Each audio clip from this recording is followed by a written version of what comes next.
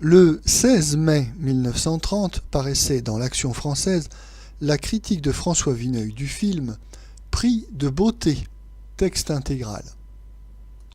Monsieur Génina, transfuge des studios italiens disparus, avait réalisé l'an dernier Quartier latin, ce qui n'est évidemment pas une référence. On s'attendait à tout pour son nouveau film. Dans pareil cas, il suffit de quelques mètres pour se faire une opinion. 2 ou 3 angles de prise de vue, l'arabesque d'un geste ou d'un groupe, et l'on est édifié. Il nous a donc été agréable, alors que nous redoutions 2 heures pénibles, de voir Prix de beauté commencer par des images d'une assez bonne tenue, et se poursuivre fort honnêtement. René Clair a eu l'idée primitive du scénario.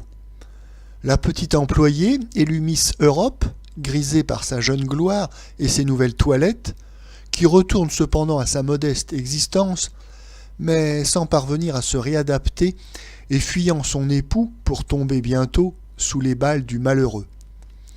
Le récit en est nonchalant. Les tableaux du concours de beauté, malgré de sérieux efforts pour animer la figuration, n'ont pas d'ampleur ni d'éclat. On voudrait voir cela tourné par des Américains.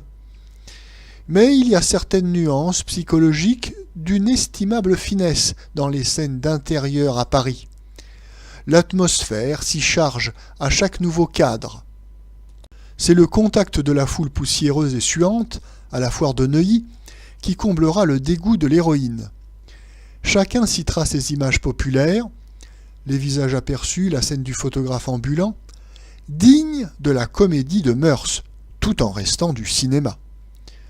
On s'est extasié déjà sur la trouvaille finale. La mort de Miss Europe, étoile nouvelle de l'écran, tuée dans la salle de projection et qui reste inanimée et blanche sur son fauteuil dans la confusion qui suit le crime, tandis que son image, imperturbable, chante, sourit et songe encore sur la toile.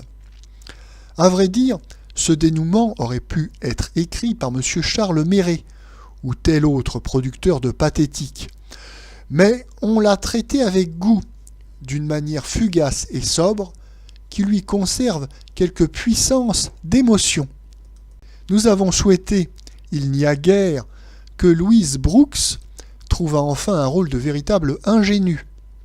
Elle joue le Prix de beauté et, comme nous en étions certains, son rire et son entrain sont charmants.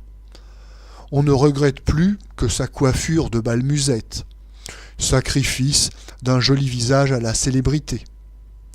Le reste de l'interprétation va du passable au pire. Là encore, les physionomies d'arrière-plan sont les plus vivantes. C'est déjà un résultat appréciable pour l'écran français, encombré si souvent d'une figuration aussi molle que les choristes des théâtres subventionnés.